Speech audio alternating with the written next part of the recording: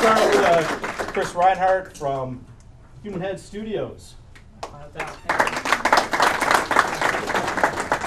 I'm Chris Reinhardt from Human Head. One of the partners of Human Head. We were founded just over 10 years ago, actually. We just had our 10-year anniversary last year. So when Eric talked to me and he said, would you give a talk at IGDA, because the Big Rooster guys are and Ben is, I was like, yeah, sure, that sounds good. So I made up a title before I even thought about what I was going to actually talk about. So I sat there and I thought, what the hell should I talk about? And I decided, how do you get in the industry? Nah, it's boring. So I thought about maybe we could talk about what's cool about owning a company. Nah. Because this is the only person who'd be interested in hearing me talk about what's awesome about Human Head right now. So what's difficult about it? Aha. So now this is the interesting thing. You know, and Eric was talking about, what are the trials and tribulations of running a company in Wisconsin? I'm like, okay, I can talk about that. And I love talking about drama. I mean, these guys have talked about some difficulties. And everyone loves drama. I love drama. I'll tell you why I love drama, because I watch this show. So what are some examples overall of drama? So then this morning, I started mine before you. I started mine at 2 this morning. I started thinking about, all right, what are some good examples? I could talk about crunch time, how difficult that is. I agree exactly with what Tim was saying of trying to emphasize a good quality of life for people, but I think crunch is inevitable. There's an aspect of crunch where our competitors are crunching, and like you said, people are crunching. If our competitors are crunching, there's a certain aspect of there's proper management, but there's also an aspect of crunch that's going to happen. Really bad bug. These guys, I'm sure, have stories of like some heinous ass bug that they've encountered while trying to develop the game. Not only that, but a big ass bug that we found after shipping. I don't want to talk about this, but I'll go into it. On Rune, we had a really, really bad bug that went in 2 days before the game shipped. We didn't catch it till after the game shipped. What happened was there was a room where you'd go in and there were 3 enemies you had to fight. And we just determined this was too difficult on easy, so we took one of the enemies out. So you only had to fight 2 of them. There was a door that when you killed the enemies, it would open. You had to kill 3 enemies to open that door. See the problem? So in Rune 1.0, when it first came out, you couldn't actually play through it on easy. There was a showstopper in it. This thing went in 2 days before the game went out. There wasn't proper regression testing. Tim knows all about this. And so it didn't actually, you weren't actually able to finish the game on easy unless you installed the patch. Then I thought about this. We could talk about negotiating tough contracts. The latest contract for a game, we negotiated this thing for a long, long time. That seems kind of boring, though. Finding new projects, we talked about this a little bit. It's very difficult out there. It's kind of like the Wild West, for an independent studio. Now I'm not going to talk about that. Having someone quit, that's difficult. Sometimes good, sometimes bad. Having to fire someone, I've got a really good story about this, but I think it's pretty tacky to tell it here. So maybe if we're drinking at some point, but probably not. But man, I got the best one ever. Like I'll top anyone with it. So then I thought about it. I'm like, all right, I could talk about the most difficult situation I've ever had, bar none, easily. The fact that I'm getting a little bit chubbier as I get older. No, traveling is the worst thing. Now this was last year, April 17th. 2007, obviously last year. I and most of the other partners at Human Head were in Paris. We're doing Paris things. We're hanging out there. That's Mark Fernandez from Echo Entertainment, Notre Dame, Avoiding Mimes. We're just we're there on a business trip. I'm not showing you what I did over my summer vacation. Some really heinous French food that is consumed. Going and seeing the Louvre. This was pretty cool. And then a couple days later, on April 20th, 2007, we were still in Paris. We're actually in this little French chateau about an hour and a half south of Paris, and we're driving back, and on the way back, my phone wasn't working. One of the other guys goes, hey, Chris, you want to check your voicemail? No. Yeah, you do, check your voicemail. Like, all right, I'll check it. And I had a whole bunch of messages from people, and they all had the same theme. The theme was, Human Head is currently on fire. The building is burning down right now. And so I'm listening to all of these like, oh God, every single one of them. And they're like my mom calling me going, are you at a 1741 commercial? Because that building's on fire. Like, oh God, and then my brother going, I called Randy. I'm talking to Randy. Randy said it's on fire. No one's hurt. Everyone's okay. But the building is a mess. So there's nothing more helpless than being in a foreign country and discovering that your building is on fire. Seriously, I mean, we had no idea what the damage was. We're like, what is it? So these are pictures taken the next day. The fire started in the warehouse. This is the warehouse back here. The fire started in the warehouse behind our offices are over here.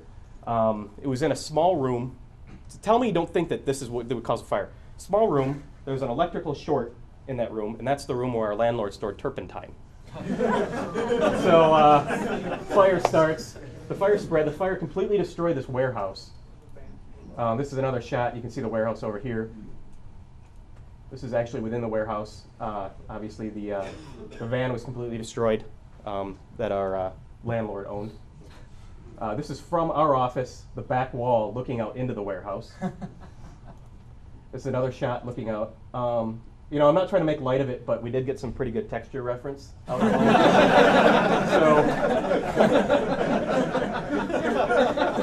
which is good. Our artists went out and they snapped a lot of stuff. So this is looking at more our actual offices where you can see the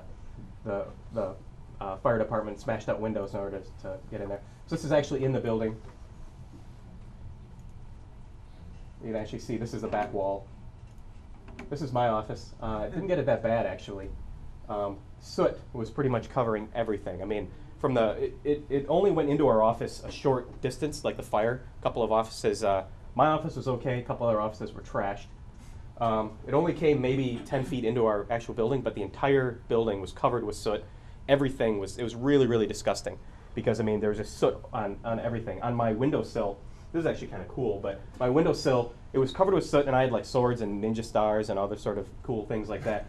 And when I went back in there to look, someone had went in, because I was gone, someone had went in and they scooped up all of my stuff, and there was the outline of these ninja stars, you know, from the soot. So, I mean, everything smelled like a campfire, which is kind of cool at first, but disgusting when it's everything. This is Paul's office, completely destroyed. Ben's office, completely destroyed. Another office. This is what the process was actually kind of fascinating, because what happened was there was a company called Paul Davis, and they're like a restoration company. They showed up like the day.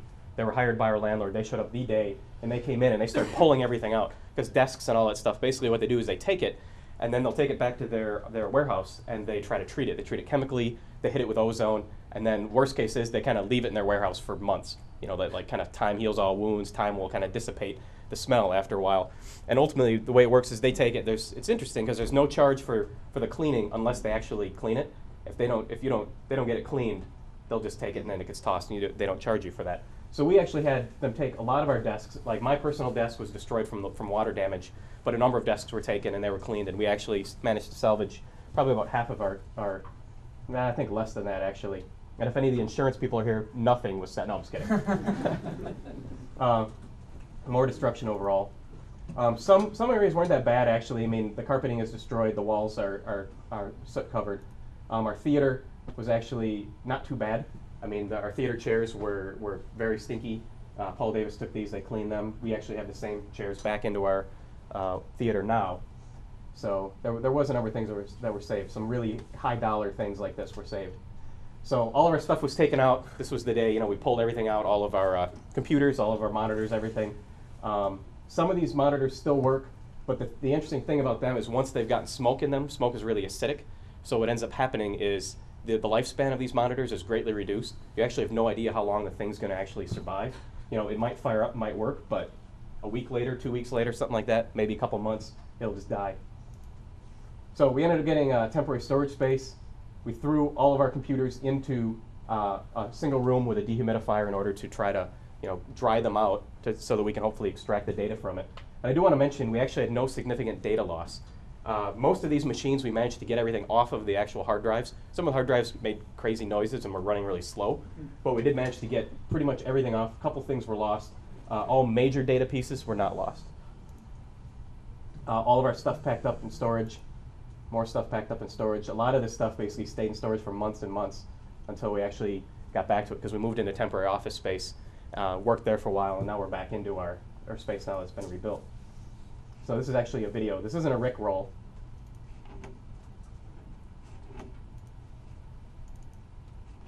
Hello. We can where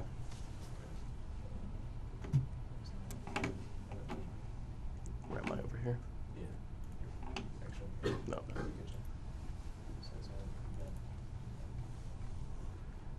Is this the AVI? Yeah.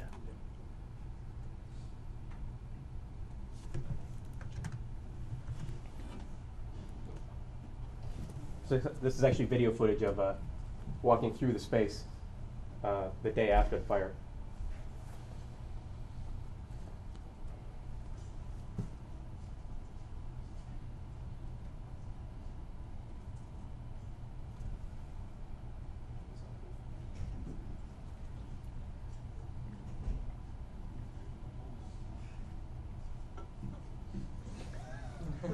This particular room, we actually weren't allowed to go in at first because the floor was actually deemed unsafe to walk in, so the people weren't able to go in there and retrieve their personal stuff, anything that survived. But then after they checked it out, they deemed that it was okay to go in there.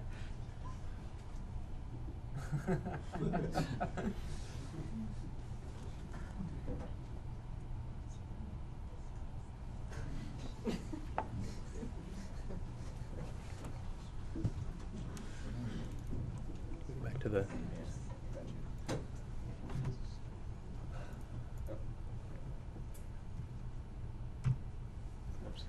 So I'm Chris Reinhardt from Human Head. I guess I'll start over.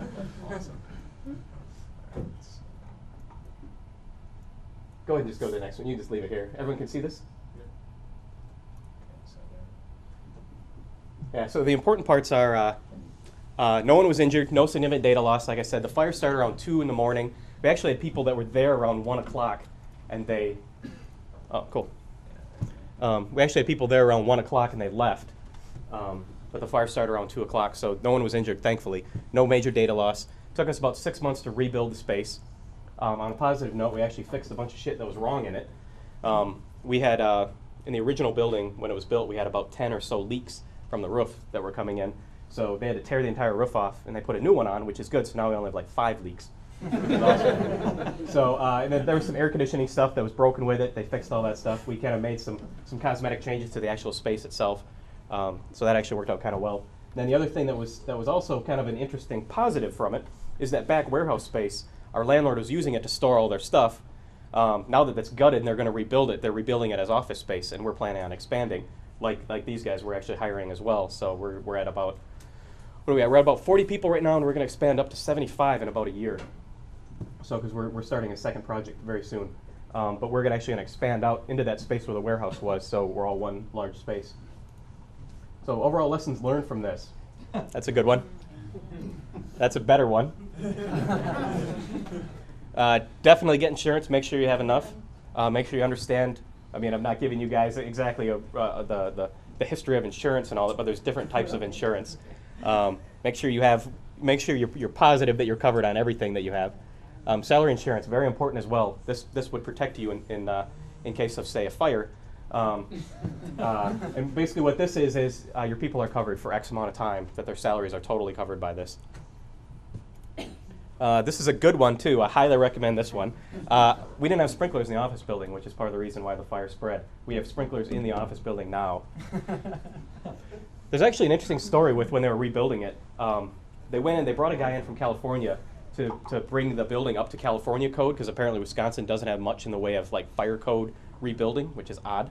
But they brought in this guy from California. There's certain rules where like walls X feet away from the actual fire must be torn down no matter what and rebuilt. And then they have to go back and they have to like check walls beyond that to make sure that they're like solid and so forth. So they rebuilt X amount, and then beyond that, they did something really fascinating where they came in and they like sandblasted, except with baking soda. They like baking soda blasted all the walls. Because you'd go up and the walls just reeked, and they were going to repaint it, but they baking soda blasted it, kind of like when you have the little box of Arm & Hammer in your fridge for the odor, exact same thing. So they baking soda blasted everything, and then repaint it. So when we went in months later to check out the space and walk through it, it didn't smell like smoke at all, thankfully. It basically smelled like a brand new space. You know, there was new wood, there was for the roof, there was new paint, new carpeting. It actually smelled kind of gross, but you know, it was better than smoke. So. This is an interesting one. Like I mentioned, almost all of the partners of Human Head were in Paris when this happened. And there was a fascinating dynamic where there were a number of people that you know, I didn't necessarily see a leadership quality in them previously, but they stepped up and they just like dove into things and they took charge of this and that, and shit has to get done, and they're just making sure that stuff's pulled out and things are organized, and it was incredible. It was totally incredible. And then similarly, I mean, a crisis, it brings people together so amazingly well. I mean, but people just, there's nothing else you can do. You have to get together and you have to deal with this. It's similar to the leadership aspect, that people just kind of get together. We, after the fire, we kind of joked that we were going to start a side company that would go out and consult on other companies and basically say, you got a problem? You need a fire. You know, we'll fix you. Get a good fire and it'll bring you together. Another problem? Fire. So I want to end with kind of a cheesy quote, but I totally, completely believe this. This is by one of my favorite authors, Napoleon Hill. Ultimately what this is the whole, there's a silver lining in every cloud. There's that which does not kill you makes you stronger. It's completely true. I mean, do I wish the fire hadn't happened? Fuck yeah, I mean, I wish it didn't happen. I mean, that was really difficult. But there's a lot of interesting positives that actually came from it in terms of the leadership stuff I mentioned, having the less leaky roof. That's a minor one. But just in terms of just a lot of interesting things of an interesting road bump that we've gone across and are able to come out on the other side much, much stronger. Decided to keep mine short because I knew these guys were going to be long-winded. So. Just kidding. Awesome, thanks.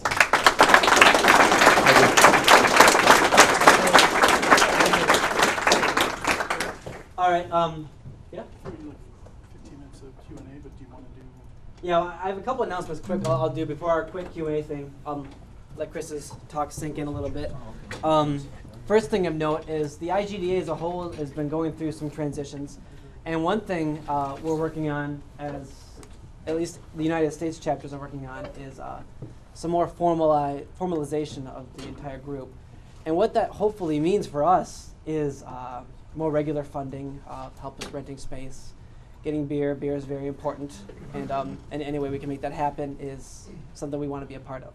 So we're working on that. I hope to get the forums up as soon as we get some more definitive answers from some of the community leaders across the U.S.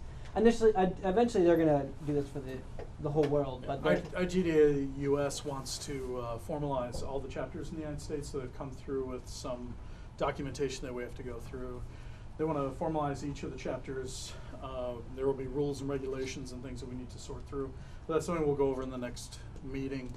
But that way, if we go through this process, it will mean more funding, more backing, a more regularized and nationalized sponsorship system, so we can get more prizes and things out to you guys and make it more beneficial to you and for you.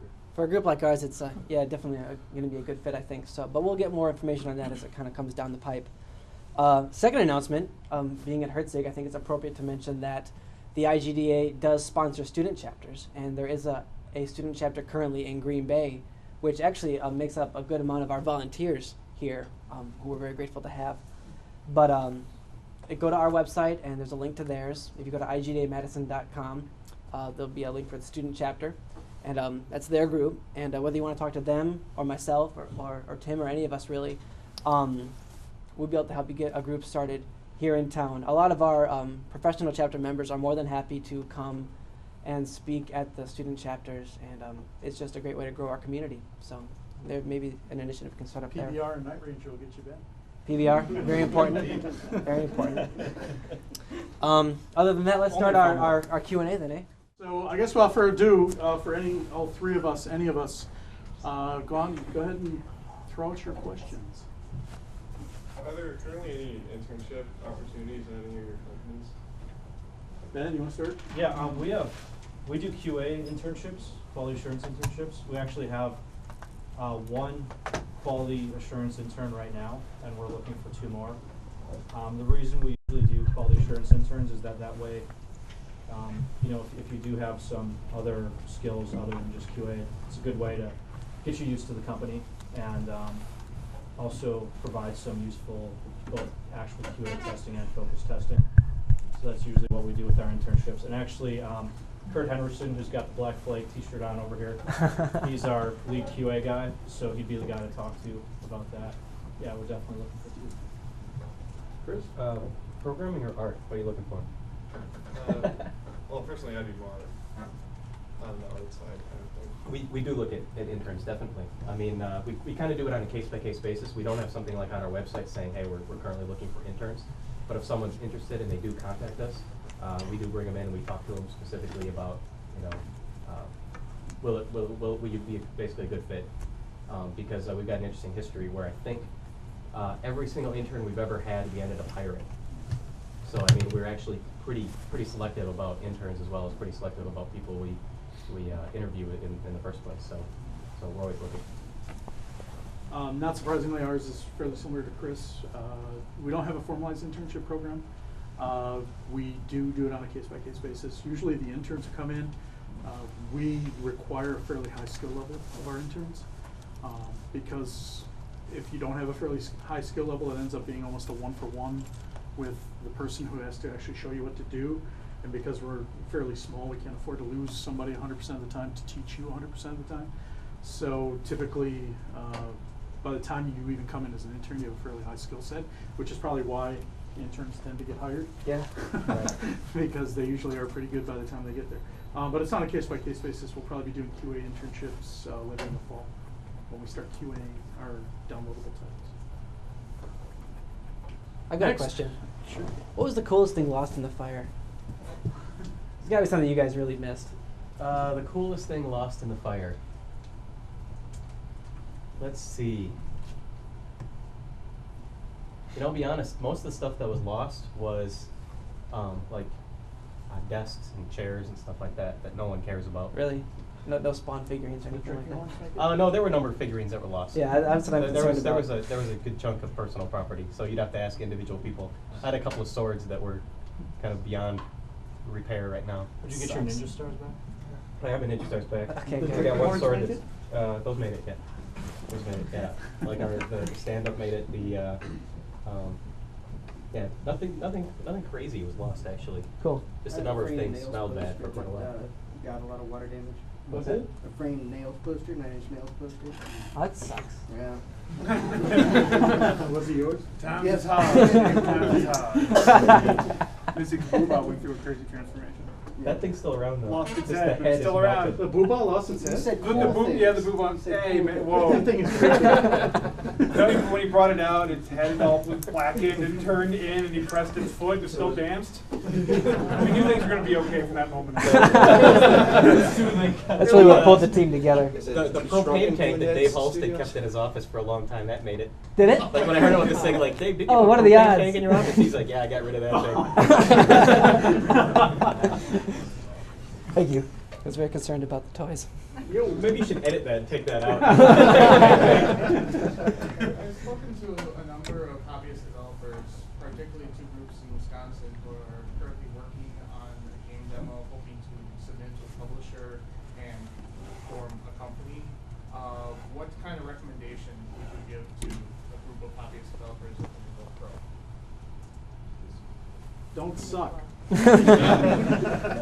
I mean, seriously, this industry is all about talent and all about excellence, and it's, as Ben said, it's really competitive out there. I mean, if you don't look as good as the stuff you see on XBLA, it's going to be very hard. And so you have to have stuff that looks polished. You don't have to have a complete polished game necessarily, but have something that's polished, a segment of your game that looks really, really good and really polished to show your skill set, to show what you can deliver on the final end of the product. I would say three things. Tim's is number one, you know, don't suck. Have something that's cool. Number two, get it in front of as many people as you possibly can, constantly. And number three, be persistent about getting it in front of those people. You could show it to someone once, and they might just kind of pass over on it. But if you get it to them again and again and again, I mean, there's a level of persistence where you may become annoying after a while. But that's actually quite a ways down. You need to constantly hammer on these people and get it in front of as many people as possible. But definitely, before you get in front of them, have an NDA in place with them. Yeah. And most publishers just, you know, that's their first step. They'll make it a Right away as well. requirement, most of them. The mutual usually. Yeah, they'll often have their own. So if you're independent, you don't have a lawyer, you want to hire to draft that stuff. And there are some pretty good boilerplate mutual non-disclosure agreements. It just However, I says- would put a caution to it that there are some publishers, and I don't want to name them, that they'll be like, well, we don't have NDAs, and don't listen to that. Yeah, they're full of Until you- crap if they do. Exactly, that's just a bunch of garbage. That's like saying they don't have But toilets the in their lawyers building. do. Yeah, exactly. Yeah, actually, a lot of publishers are sharks, and they will look for the boners out there. I remember when we were ahead, I got a contract from a guy. We did a contract with Atari, and they sent me a contract, and I read through it, and I called him back, and I said, literally, could you send me the non-boner contract? And the guy knew immediately, oh, sorry, that's the wrong boilerplate. And I mean, they look for, if they can rape you, they will. And so you got to be on your toes. We got a contract that had another developer's name throughout it. Like it had human head halfway, and then the rest of it was like, who the hell are these guys? Well, they're signing up for a game. No. Yeah, that was weird. That was a good call. Like, you guys gonna fix this? Oh yeah. No. I've got a couple things I want to add. The term that I like about a playable game, even though it's not finished, is vertical slice. So it has to be a good vertical slice of your game, like one level that's really fun and really polished. And focus testing, like to people you don't know, people that are not your friends, just random people. Have them sign NDAs, of course, too. But like people you don't know, and make sure it's actually fun before you put it in the hands of some random publisher that has no idea who you are and, quite frankly, doesn't care. So just make sure it's fun before you let them play it. Yeah, don't be afraid to listen to them. If they come and they tell you your game sucks, if 6 people tell you your game sucks, listen. If they think it sucks, it's probable that a publisher's going to think it sucks. I can't think of a developer I know who doesn't get in a rut. I don't care how good they are. It's always valuable to get another perspective. I got a question for you. How do you push back on, publishers who want new things added to your game and tactfully saying, right, that's probably not the best idea? Get them drunk. Yeah, I guess that goes to one of my slide points. It's a very political thing. You have to my best advice on that is to ask, beg forgiveness later. In other words, prove to them why they're wrong, like through gameplay. And that's been, that's a recent thing that we started doing. I'm not saying totally don't listen to them, but just have proof of why you're right. You can't just say, I'm right because I know more than you because I play more Halo 3 than you or something. You have to have exact proof of why you're right, and otherwise it's not going to go anywhere. So, and hopefully that proof is through trying it. Maybe you try that idea a little bit and it sucks, and do a little R&D on it. I don't know if that makes sense. If you can twist it around so it seems like it's their idea. Yes. We definitely did. Yes. No, we actually ran into a situation just recently, actually, where we wanted to do something in a game, publisher wanted to do something else, and we were fighting back and forth about it. Of just like, we're like, you're wrong, they're like, you're wrong, and we're literally like having like screaming calls on the phone. We should probably edit this out too. But almost to screaming. I'm just like going back and forth and like, I don't understand where you're coming from. I don't understand where you're coming from. Just going back and forth. So we ended up going through and we systematically broke down why their idea was messed up. And we went through, systematically broke it down, we went through and systematically proved it in game, step by step, this, did that very quickly, and then showed it to them. And then at the same time, we had someone else going through and systematically going through and doing our idea of how it works. Nick knows, I think you know exactly what I'm talking about right now. And they're going through and showing why it works. And then that way, after we showed that their idea sucked, or didn't work. I mean, it wasn't terrible. It was just kind of weird, and in the end, it would have been weird. But once you've created that hole, you need something to fill that hole with. And hey, look, we happen to have a different prototype that we put together here that fits and does still the same high-level goal that you want, but through different means, basically. Actually, so I want to continue to babble. And there's another aspect of it. If they want a particular thing, if you can pull back and if you can find the high-level goal that they want for that thing, maybe they don't necessarily want that exact object. But if you can still meet the high-level goal and understand what that is and fulfill it with something else that makes you happy and your company happy, then that's a win for everyone. I always compare the analogy there is I always compare it to like an eye doctor that's showing you prescriptions. You have no idea what the values of those prescriptions are. They're just putting it in front of your eyes, and they're like, "Is this good? No. Okay. Is this good? Is this good?" The eye doctor knows what those numbers mean, but the person that's wearing them has no idea. And a lot of times, random people, it doesn't mean their feedback's invalid. It just means there's something about it they don't like. So I think that's a very good point. It's not like all publishers are inherently evil. They're just people and they're playing the game and there's something about it they don't like. And so at the high level, hopefully you can extract the meaning from that and implement it maybe a way that's better than they weren't thinking of. Yeah, I mean, you have to take a step back and look at your game objectively and find out what the public, like Chris said, maybe that's not exactly what they're getting at. You got to find out what they really are getting at. they are wrong, though, you gotta be firm. You just have to say, this is what I believe, this is what I want to do, this is where I want to go. And it's interesting, I went to a number of talks recently with Blizzard and Bungie and BioWare and how they got where they were going. They were afraid to say no. I mean, Blizzard has canceled games that were 3 years into production because they were like, look, this isn't going anywhere, we're going to cancel it, we're going to pull the plug. And at some point, you have to be willing to leave money on the table if that's what it comes down to. If you're gonna make a decision, if you're gonna publish or force you a decision that's gonna leave your game down crapping, you need to be able to stand up for it and really champion your game. Doesn't mean you have to be a jerk about it. You have to be diplomatic. You have to try to reason your argument. Usually you do that by looking at the bottom line. These companies are businesses and their jobs are on the line. So if their change is going to add 6 months and $2 million to the product, and it's probably going to get this guy fired, you need to point that out to him. So you just need to be honest and forthright and stick to your guns. Quality happens because you're passionate about it. And if you just cave on everything, you're going to be they won't back down. Once they realize you're the guys who cave, everything you do is going to be like that every step of the way. Hey, we wanted this. Hey, we wanted that. Our marketing department said throw this in. And you've already got this history of caving, so boom, it's a never-ending train. So it's Sorry like to prison. laugh at the marketing. It's like prison. You have to Well- beat up the biggest guy first right away. You look for the That's biggest what guy someone's- and you take him down. Someone's special I mean, friend. that's why some companies get into that trap where they just do budget stuff forever because they don't want to ever make waves. I actually had another publisher-related question for you. I know Rooster touched on it, and Frozen Codebase touched on it as well, where you guys were in the middle of a project, and all of a sudden, publishers like, nope, and things changed. Did like anarchy break out in the office, or did you have like kind of a backup plan? Because I know you got up in 3 days again, which is amazing. But was there initially a backup plan? Or? Initially, we were like, well, we're screwed. We laughed, we cried. It was better than cats. I mean, you always try to have backup plans. I mean, that was when I was at Head. That was our, we always had backup plans. Always had backup plans to keep things going. And we had backup plans, but the thing is they pulled the rug out from under us before we had any of those backup plans actually into effect. Now, luckily, we were able to turn some of it around more quickly, and we spread our net a little wider.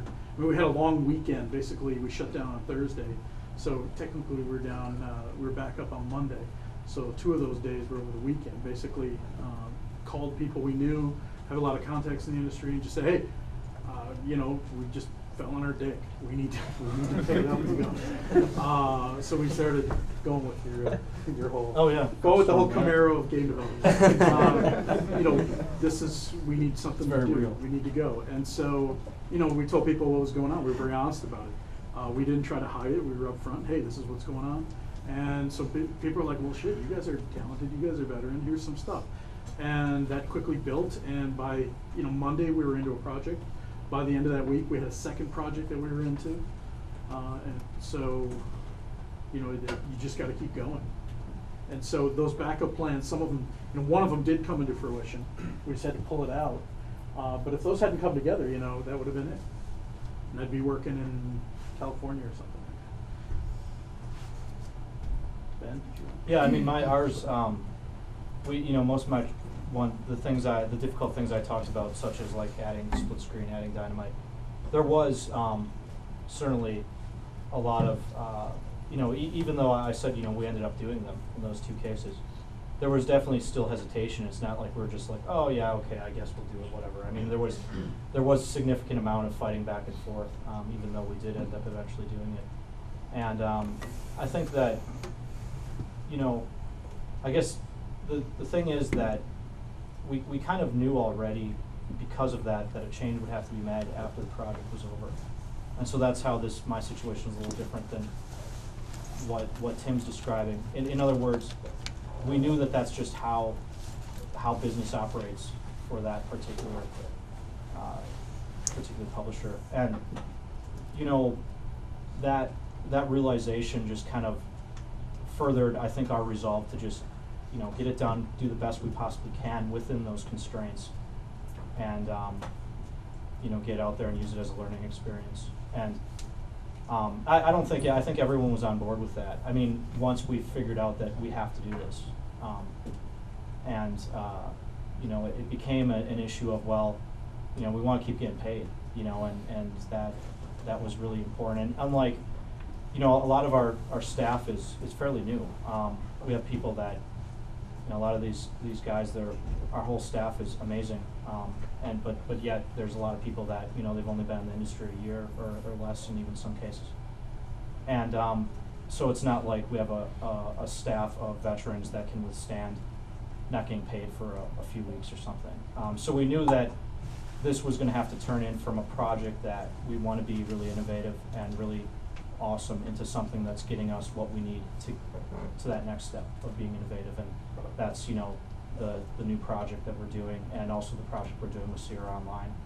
So focus kind of changed, and it was kind of a wake-up call, I think, to the people that were involved in that product. But certainly doesn't mean it didn't suck or it wasn't stressful. It was, and even that, we had backup plans, and we always do. But you kind of got to do what you got to do. It goes towards the competitive nature of the beast, I guess. Yeah, just to elaborate on the point, 3 weeks before we had died, we turned down a project. And I don't regret for a minute us turning down that project. Because that project would have kept us going through that period, but it would have killed us. It would have been, there are a lot of publishers out there who you go to and they'll say, hey, there's the project. How long do you think it's going to take? How much do you think it's going to cost? And if we said, part of what we wanted to do was manage things properly, we'd sit down, we'd say, okay, it's going to take just to pull numbers out of the air. Oh, that's going to take us 10 months and it's going to cost us $2 million. And so the publisher comes back and says, great, you got 4 months and $500,000. And it's like, well, okay, I can take that project and I can make my guys work 24 hours a day and maybe try to get that project out. And it's probably going to suck because there's no way I have the time to do it properly, or I can just walk away. And in that case, we said, no, we're not going to do it. I'm sure they found a developer to do it. But then what happens is 8 months, 9 months down the road, that project's in a world of hurt. The person who signed that deal at the publisher has moved on to some other. That developer is screwed. And I just didn't want to be in that position. So, and it worked out. We got some really cool, lucrative deals that we're very excited about. We have one more, and then I think we can wrap it up. Mr. Compton? Yeah. Comedy jokes about EA Wisconsin aside, I mean, as businessmen, is there another exit strategy for you than selling to a publisher these days? You guys want to take What do you do? honestly, Ben did VC, so he's probably got a different answer than I do. We actually have talked to venture cap people all along the way. I mean, I talked to him back when I was ahead. I talk to him now. And quite frankly, what we want to do is create a company that's going to survive us. I want Big Rooster to be around 20 years from now, 30 years from now. I don't want to be there. I want that company to be there. I want to train capable people, bring up the next group of really hot shit managers and developers and programmers and artists, and get them trained up to the point where they can take over the company, and I can go to Barbados. That's kind of my plan. Doesn't mean we won't sell out if the right offer came along. But we wanted to create a company that's going to survive us. We wanted to create a company that, if we all leave, doesn't just fall flat on its face. And venture cap people hate that. That is like the anti-venture capital plan, because they want 5 years. They want their money in 5 years and get the hell out, and they don't care if the company survives after that. So that's so the venture cap people don't like us too much. I mean, they like us, but they don't want to give us money. I can treat that a little bit. Yeah, I want to hear you. Why would you guys know? Yeah, my thing, and this is a bit different. We took venture capital. We took it from NEW Capital Group, which is based in Northeast Wisconsin. The interesting thing about that group is they start out with this idea that Northeast Wisconsin, is probably everyone in this room knows, is hurting right now. I mean, it's the most blue collar portion of the state, mostly factories and the typical mill jobs, all that kind of thing, and most of those jobs are shrinking. And it was a group of people that got together and said, we want high-tech jobs, interesting jobs in this area. So it was a venture capital group I was comfortable with, knowing that they at least wouldn't want to just sort of sell out too soon, or just come in for a quick buck and leave. They just, essentially one of their big things is they want jobs in the area. Interestingly enough, NEW Capital Group, they invested in us and in a group in Appleton, I believe, and then 4 groups in Madison. So, you know, they start out with this idea, and their big complaint is they're not finding anything in Green Bay or Appleton. Or, I mean, there's really nothing north of Green Bay to, you know, speak of. But basically, and my wife is from Marinette, so I feel that I can tease north of Green Bay. But anyway, the main point is that's just how it went for them, and they really want us to stay there. And now how does that relate to our exit strategy? Well, they don't have a set time limit for us on which to sell, and for that matter, they look at us as one of their sort of portfolio companies that should just thrive on its own right for as long as it possibly can. And there's no set schedule when we'll start looking for suitors. And to that note, I'm quite honest usually about that, and I don't feel that selling to a publisher is necessarily bad. I think that, and this changed, and you know, it's something to be aware of, but I know that when Radical sold to Vivendi, I was formerly at Radical Entertainment, it sold to Vivendi. It was a very, at least for the first, you know, year or two, it was a very good environment. The corporate culture was kept and everyone enjoyed it. Now, I hear other things contrary to that now, but it depends on who you talk to. And especially with Actard coming around, which that we even talk. We work with Sierra Online, and those guys are amazing. They're all part of the whole Vivendi Activision merger. So I say that in total jest. I love the guys at Vivendi. But you know, it kind of depends who you talk to. You can talk to a random developer at Radical, and maybe they complain about a few things or two about Vivendi. But for the most part, it's going well. So I'm not necessarily against it, but I also think that our strategy has to be more like what really, and I don't know what Chris's strategy is, but you know, Human Head's been around quite a while and they're still independent. And I think that it has to be the kind of thing that we're around a considerable amount of time before it's even on the table. You know, so it's hard for me to even predict what's going on 10 years from now. I mean, we want to be around and we will be around, but is that the time you start looking at that? I don't know. I mean, it's really hard to even talk about that right now. Yeah, I want to answer this question. That's a good question, and I mean, one of the interesting things that's kind of popped up lately, and by talking about this, I'm not saying this is our exit strategy, but there's been kind of a large number of companies, independent game companies, that have kind of joined forces. You look at the BioWare Pandemic, the Elevation Partners joining that they did, and obviously then now they're part of EA along with EA Wisconsin. Fond du Lac. Fond du Lac, exactly. So free PBR in the cooler there. In the EA lounge, yes. Oh, so I mean, there's some other interesting strategies like that. If you want to basically hook your tugboat up to the larger, you know, battleship, are some interesting strategies like that. I mean, our personal strategy basically is, I mean, we've gotten a lot of offers along the way of different companies saying, hey, we're interested in buying you for this. I mean, especially after Prey, we got a lot of different offers from various companies. I mean, we obviously turned all of them down because there's an aspect of like, if you'd be interested in something like that, which we're not interested in that right now, because we like our independence. I mean, we're currently growing. You know, things are looking pretty bright for us. Actually, we've got some interesting projects coming down the pipeline. But it's interesting because it's something you have to research very, very carefully. I mean, a number of the companies that approached us and said, hey, we're interested in talking to you about joining forces with you, we didn't really know a lot about the company. I mean, we could look at online about what they did, what they've done in the past.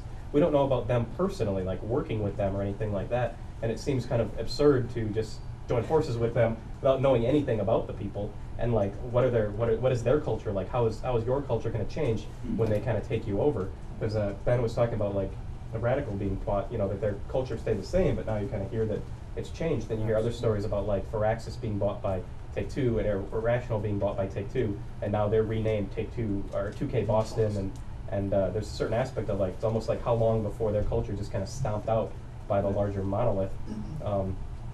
So I mean, I think there's a bunch of different strategies. I mean, our ultimate strategy is basically to continue as we are, grow, and reevaluate things as we go, and then eventually just die. No, just kidding. All right, let's take this one last question. But God damn it, we had to rebuild. On a continuation of this last question, is the choices really down to taking contracts from publishers or taking capital venture and being beholden to them. Is in today's online publish your own book and all that stuff, is it not possible to do it just on your own? It is It's actually. I mean, possible. it's hard. Or does the publisher have such a grip on the bottleneck You wanna join the panel, to Matt? the Walmart shelf that you can't get it on the shelf without? Oh, it's doable. I know the Guild guys are here. They got a separate business model, and it's hard though. I mean, it's doable. People have done it. Portal started out as a group of students at DigiPen that were basically lifted wholesale from DigiPen and brought into Valve to make the Portal project. You know, so they came out of a student group. You see mod groups occasionally, but it's so much harder.